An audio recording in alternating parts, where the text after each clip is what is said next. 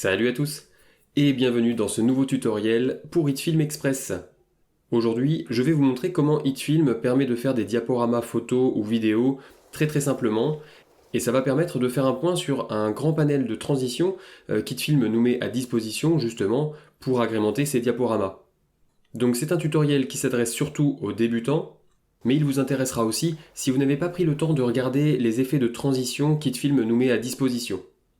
En ce moment, vous êtes en train de regarder justement ce type de diaporama que vous serez capable de faire à la fin de la vidéo. Alors j'ai mélangé plusieurs transitions pour montrer ce qui était possible de faire, c'est pas très harmonieux, c'était juste à titre d'exemple.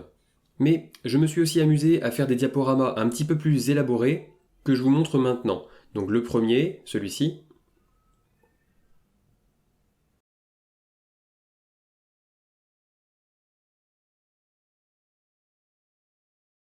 et le deuxième.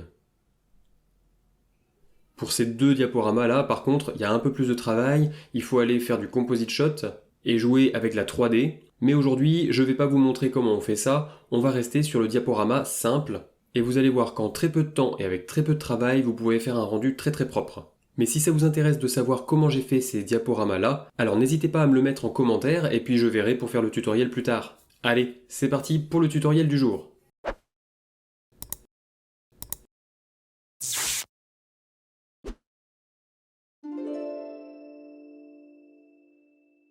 Comme d'habitude, j'ai ouvert HitFilm Express et je vais créer un nouveau projet. Donc ici New, en haut à gauche. Les paramètres du projet, je vais paramétrer en 1080p 30 fps et je fais OK.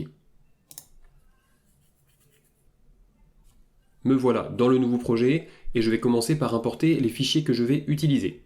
J'ai ouvert le dossier, il est ici. Je sélectionne tout et je fais glisser dans le panel média. Voilà, tout est importé. Donc j'ai une vidéo ici, des photos et une musique. Je vais commencer par importer les photos. Donc je sélectionne, je maintiens CTRL et je sélectionne le reste, et je fais glisser le tout dans la timeline.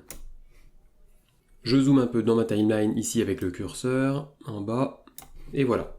La première chose que l'on constate ici, c'est que je suis zoomé dans ma photo.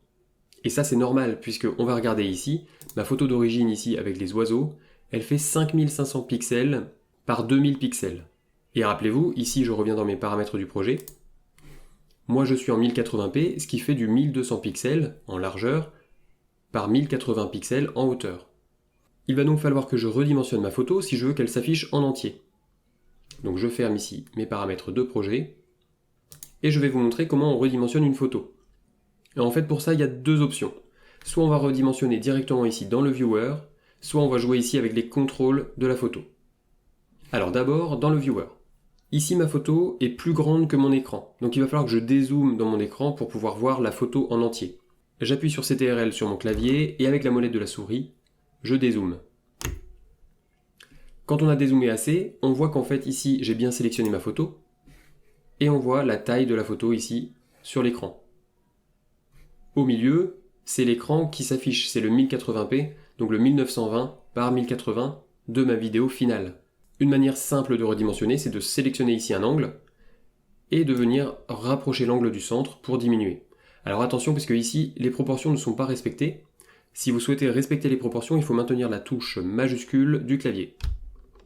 Et là, d'un coup, les proportions sont respectées. D'accord ? Et là, il faut choisir.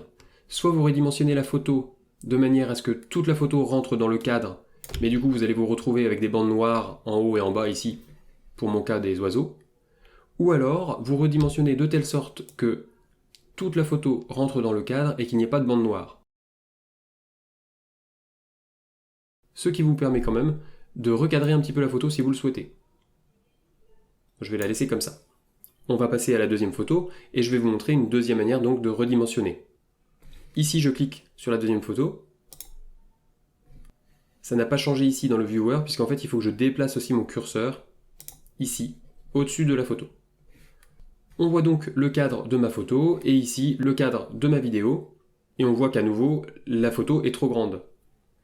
Ici je vais aller donc dans Controls, je déroule Transform et ici je vais diminuer Scale. Donc je diminue jusqu'à la taille que je souhaite. J'ai pas envie de bande noire sur ma vidéo donc je vais augmenter un petit peu Voilà, je perds un tout petit peu de ma photo sur les bords, mais au moins je n'ai pas de bande noire. Je vais quand même, ici avec la flèche verte, repositionner sur l'axe des Y. Et voilà, pour recadrer.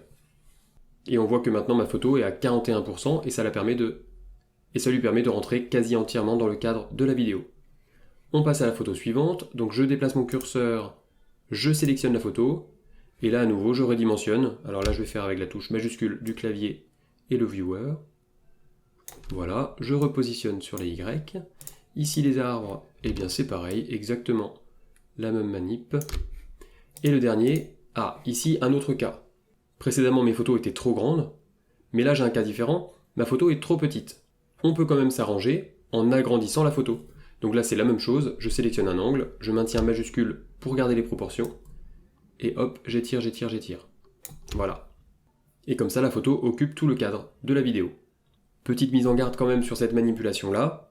Si la qualité de votre photo au départ est vraiment trop petite, quand vous allez agrandir la photo, c'est comme si vous zoomiez dedans, et du coup les pixels vont apparaître. Donc faites bien attention quand vous devez agrandir une photo. Et voilà, on a déjà la base de notre diaporama. C'est-à-dire qu'on a nos photos qui se succèdent et qui sont redimensionnées correctement. Maintenant, il y a quand même quelque chose qui ne va pas dans notre diaporama. Ici, vous voyez que ma première photo, ici le timecode, ça démarre à 0, je passe, et ici, à 10 secondes, ça passe à ma deuxième photo. Ensuite, je passe, 20 secondes, ça passe à ma troisième photo. Donc par défaut, HitFilm a paramétré la durée des photos sur 10 secondes. Ce qui, pour moi, est trop long. D'accord ? Un diaporama où vous restez 10 secondes sur chaque photo, ça peut être ennuyeux. Donc pour rythmer un petit peu plus le diaporama, moi je conseille de mettre les photos sur une durée de 2-3 secondes. Pour ça, il y a plusieurs possibilités, je vais vous montrer. La première, un petit peu le bricolage, c'est on sélectionne la photo, on prend bien ici l'outil de sélection, on sélectionne le bord, enfin on clique sur le bord, et on vient diminuer la photo ici, jusqu'à avoir la duration qui est à 2 secondes. Voilà, alors c'est pas très précis, il faut y aller, enfin voilà, c'est pas très pratique, là je suis à 2 secondes 1, donc c'est pas très pratique. Le plus simple pour faire ça, donc pour ça, je vais annuler ce que j'ai fait sur ma photo, CTRL Z, voilà. Maintenant, je sélectionne tout, je fais clic droit sur une des photos, Speed Duration, et là, au lieu de 10 secondes, je vais mettre 0,2 secondes. Ok. Et voilà, toutes mes photos maintenant durent 2 secondes dans ma timeline. Je supprime les vides en faisant clic droit sur le vide, Ripple Delete Gap. Et voilà, maintenant j'ai mes photos qui durent 2 secondes sur un rythme régulier. Ici, je vais rezoomer dedans, je sélectionne ici la loupe et je fais Scale to Fit pour avoir vraiment mon viewer au mieux. Ici, je vais pouvoir rezoomer un petit peu dans ma timeline. Voilà. Et c'est le moment maintenant d'ajouter des transitions pour rythmer un petit peu le diaporama. Les transitions pour la vidéo comme ça, ou pour les photos, ça se trouve ici dans Transitions, Vidéo, voilà. Et on voit qu'on a plusieurs dossiers avec plusieurs transitions.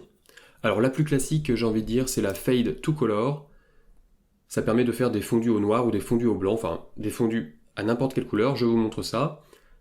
On sélectionne la transition, et on la met entre deux photos. Ou alors, je fais CTRL Z pour annuler, on sélectionne la transition, on la met au début d'une photo, ou alors, Fade to Color, on peut la mettre aussi à la fin d'une photo, ici, ou au début de la photo suivante. D'accord ? Donc moi ce que je conseille, c'est de faire un Fade to Color par exemple pour le début, et ensuite un Fade to Color par exemple vraiment entre les deux photos. Ici on est dans Controls, et on voit que là, c'est mon Fade to Color qui est sélectionné, et donc j'ai les contrôles de la transition qui sont ouverts. Ici, c'est un fondu au noir, donc on va regarder ce que ça donne. Au début, c'est noir, ensuite ça apparaît. Voilà, fondu au noir, tac, tac, tac. Si je sélectionne celui-là, je peux faire un fondu au blanc. Il suffit de sélectionner la couleur, choisir le blanc, faire OK, et voilà. On démarre sur un écran blanc qui arrive sur l'image. Là, on est resté sur un fondu au noir, mais on peut modifier aussi la couleur. Faire un fondu, j'en sais rien, moi, au rouge. OK. Et donc on va avoir ça. Voilà. Ça c'est le Fade to Color. Tac, je vais les supprimer, on va regarder les autres. Iris, c'est celui qui n'est pas encore dans un dossier. Iris, voilà, iris on le met entre les deux. Par défaut, ça fait ça. Ok, donc un iris qui s'ouvre sur la deuxième image. Mais on voit qu'ici, dans les contrôles d'iris, on a plusieurs choix. On peut par exemple faire un iris qui se ferme. Voilà, j'ai juste fait pour direction in out, ok. Ensuite, on peut changer la forme, on peut mettre un triangle. Voilà. On peut changer pour un pentagone, bon bref. Il y a plusieurs formes, il doit y avoir du rond aussi peut-être. Non, il y a du square. Ok. Si on met hexagone, on peut faire aussi, hop, courbé, pour avoir quelque chose qui ressemble à un cercle. Bref. Ça c'est pour l'iris. Alors je supprime, on va regarder le reste. On a dissolve. Ça c'est pas mal aussi comme transition, notamment le cross dissolve. Tac. Là on va avoir un fondu entre les deux photos. Voilà.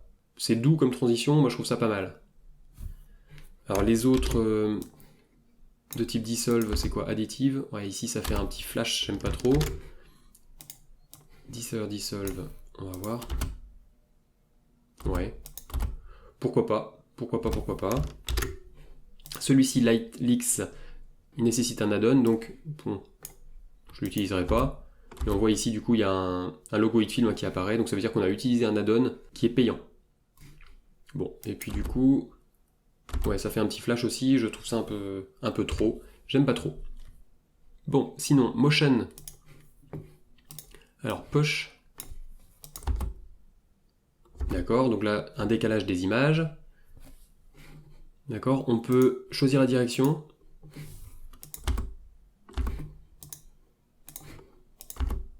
Voilà, du haut, du bas, tout ça, ok. On peut choisir du motion blur, bon. Ça c'est pour le rendu.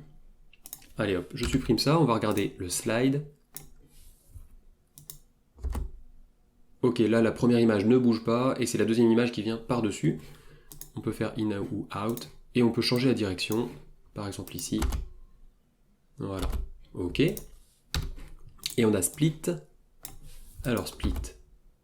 Ok, donc là ça découpe l'image pour faire apparaître l'autre image. On peut changer le border radius. Ok, on peut mettre un bord, ouais, bof. On peut changer la direction, donc verticale. Ok, et puis verticale et horizontale. D'accord. On peut faire un reverse pour que le mouvement soit dans l'autre sens. Ok. Alors je supprime ça. On a les transitions de type wipe. Alors clock wipe, donc pour horloge. Ok. Bon bah ça c'est très simple. Selon le type de montage, ça peut correspondre. On peut inverser. On peut changer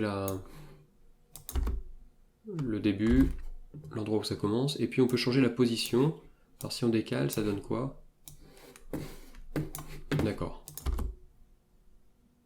Ok, on peut changer le centre aussi de la transition. Alors je supprime ça. On a linear wipe. Ici. Ok, tout simplement. Ah, je vois feather ici, on peut mettre un bord flou, ou un bord un petit peu avec une opacité décroissante. Ok. Radial wipe. D'accord, là c'est d'un coin comme ça de l'image. Et on peut choisir de quel coin ça démarre. Ouais, c'est pas mal. Ok. Et il nous reste les transitions de type zoom. Alors, cross zoom. Ok.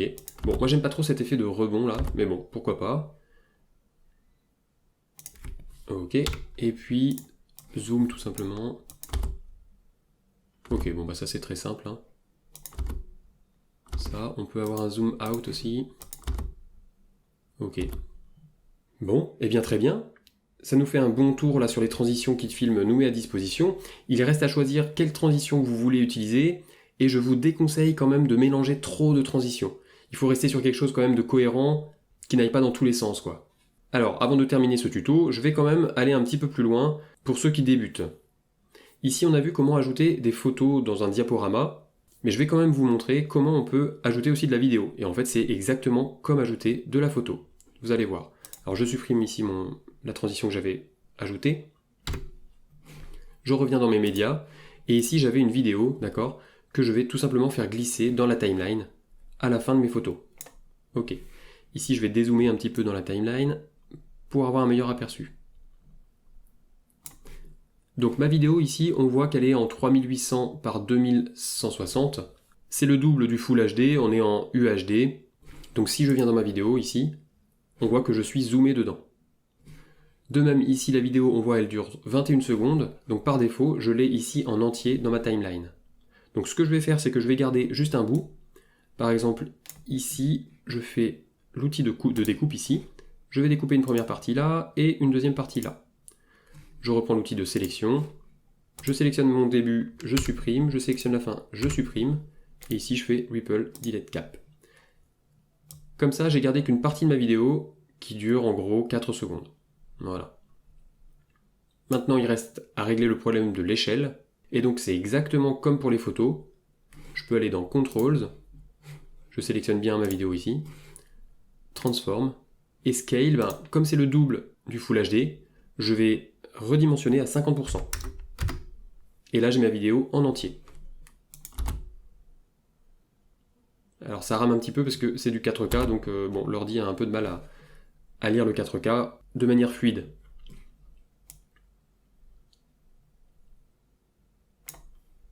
Voilà. Et de la même manière, bien sûr, on peut ajouter une transition entre une photo et une vidéo. Alors bon, encore une fois, c'est pas fluide parce que c'est de la 4K, mais quand on va exporter, ce sera fluide. Voilà. Si vous voulez ajouter votre voix ou une musique sur le diaporama, ce qui sera sans doute le cas, il suffit d'aller dans vos médias, vous prenez votre musique, vous faites glisser dans la timeline, et ici vous allez l'ajouter donc dans Audio 1. Alors si Audio 1 est déjà occupé, ce que vous faites c'est que là, vous revenez, vous annulez ça, vous faites clic droit sur Audio, vous faites Insert Track, ça va rajouter une piste audio, donc Audio 2 ici, et là vous faites glisser sur Audio 2. D'accord ? Comme ça vous avez votre musique en même temps que votre diaporama.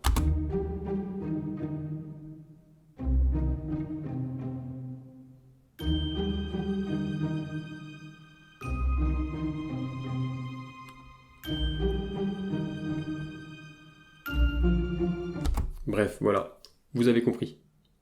Et si vous voulez ajouter du texte, ce qui sera aussi sans doute le cas, dans ce cas-là, il n'y a qu'à sélectionner ici l'outil de texte. OK. Vous vous mettez par exemple au début de votre vidéo, là, si vous voulez faire apparaître le texte ici, et vous cliquez à l'endroit où vous voulez mettre du texte. Il m'a créé ici une piste vidéo 2 et un média de texte. D'accord ? Ici, on voit le curseur qui clignote. Vous n'avez qu'à taper votre texte. Voilà. J'en ai déjà parlé dans d'autres vidéos, mais une des astuces ici pour le texte, parce que souvent le texte blanc comme ça sur les photos ou sur les vidéos, ça ne ressort pas bien, il suffit d'ajouter un effet qui s'appelle le Drop Shadow. Hop, on sélectionne, on fait glisser ici sur le texte, et le Drop Shadow s'est ajouté. Moi j'aime bien changer un peu les paramètres, donc j'augmente la pénombra, j'augmente l'opacité, et ce qu'on peut même faire pour faire ressortir un peu plus, c'est qu'on duplique du coup ce Drop Shadow, je fais CTRL-C, CTRL-V, comme ça j'ai 2 fois l'effet Drop Shadow, et ici ça a renforcé le noir. Alors je vais peut-être diminuer un peu la pénombra quand même, c'était un peu trop, voilà. On met ça à 30, voilà. On voit bien la différence, on ajoute 1, on ajoute 2, et voilà.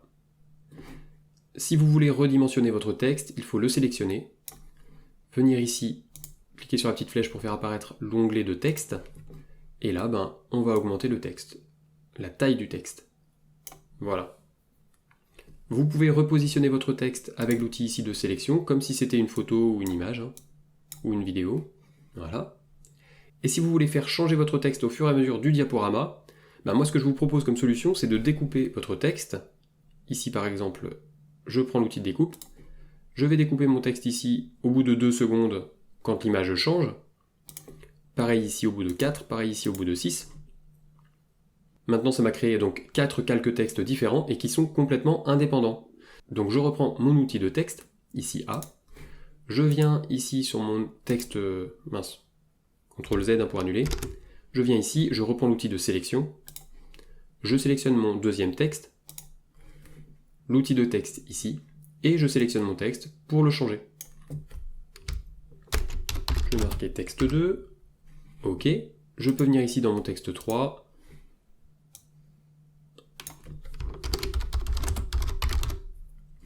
et enfin pour terminer, voilà, voyons ce que ça donne.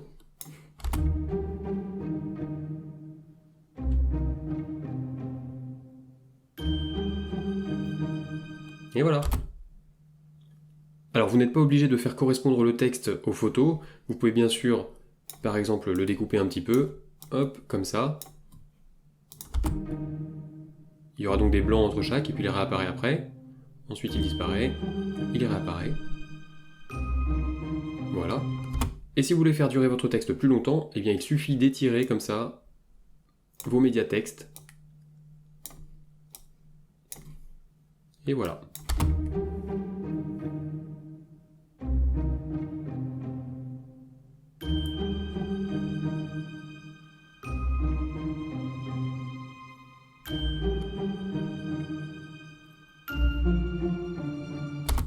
Et voilà, j'espère que ce tutoriel a été clair pour vous, et je pense que c'était vraiment un très bon exemple pour débuter et apprendre à prendre en main le logiciel. Sur ce, bien sûr, n'hésitez pas à poser vos questions, et puis je vous dis à bientôt pour le prochain tutoriel. Allez, ciao! C'est la fin de cette vidéo. Si tu veux apprendre à utiliser le logiciel HitFilm Express et que tu veux progresser dans le montage vidéo, alors télécharge mon guide, il est gratuit, le lien est dans la description. Et surtout, abonne-toi à la chaîne, il y a d'autres vidéos à venir. Je te dis à très vite, ciao!